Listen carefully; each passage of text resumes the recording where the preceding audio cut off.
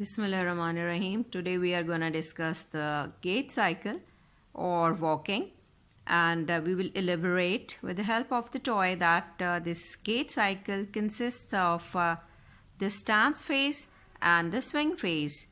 And in this further detail we would mention that the stance phase will occupy the 60% of your gait cycle, you would say, and the swing phase occupy the 40% of it. So let's discuss the various phases of the gait cycle. The stance phase includes 5 steps, you would say, or phases in your gait. How would we explain? Let's see. Now, in the very first stage, you would be seeing that the person is having his heel which is gonna strike to the ground, or our goal or aim is to lower your forefoot to the ground, or you can say that it is the initial contact of your heel to the ground. So we can say that the stance phase will be describing all the parts in which your foot is in any sense touching the ground. So when the heel first strike to lower forefoot to the ground, what next we want? That we should be reversing our forward swing, or you can say that we have to continue the deceleration. In this sense, we are supposed to preserve our longitudinal arches of the foot or all arches of the foot. So the muscles that take part in this heel strike are the ankle dorsiflexor. As you can see, the position of the foot is in dorsiflexion. Then what happens to the hip extensors, that the gluteus maximus, it takes part. Then comes the intrinsic muscles of the foot along with the long tendons of the foot like tibialis anterior. So all these are the muscles that will take part in the heel strike. Next phase of this stance phase is the lowering response or flat foot. Now here you can see that whole sole of the foot is placed on the ground. Now your body is ready to accept the weight, and now the slow dorsiflexion action or deceleration mass is there, and now your pelvis is also trying to stabilize itself along with the preservation of the arches of the foot. And here which muscles are supposed to take part are the knee extensors. As you have seen that the knee is in its extended position by the help of quadriceps and is doing the locking of the knee. And then comes the ankle plantar flexor, which are you can add the example of triceps suri or soleus or gastrocnemius. And for the stabilization of your pelvis, hip abductors like gluteus maximus, minimus and tensor fasciae lata, they are going to take part.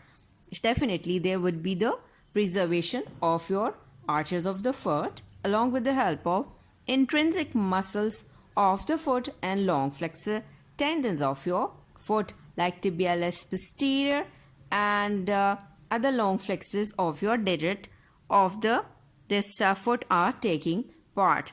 Now you can see that there is the third phase, which is mid stance phase. You can see the position is looking like the same, but now body is trying to put whole weight on your foot.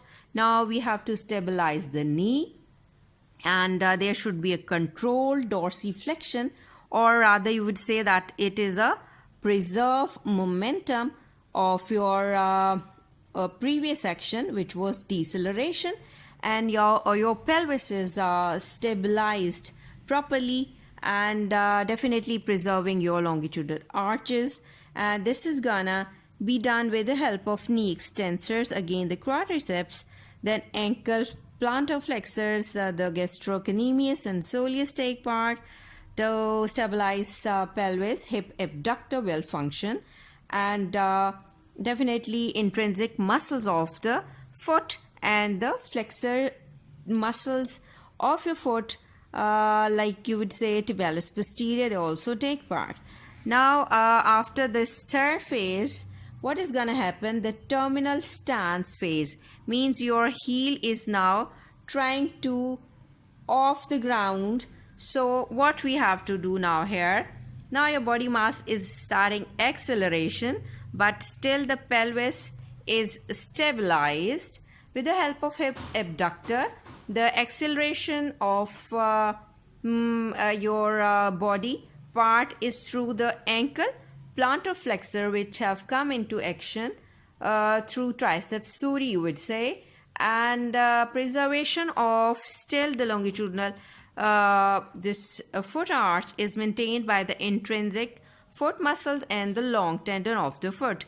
Now the fifth phase, in which you would be looking that this toe of the foot is trying to off from the ground. This is called as pre-swing phase, but still touching the ground. You can see the body should be in erect position. This is a toy which is just moving, but you would see that the toe are still on the ground. Here mass is gonna accelerate. We are preserving the arches.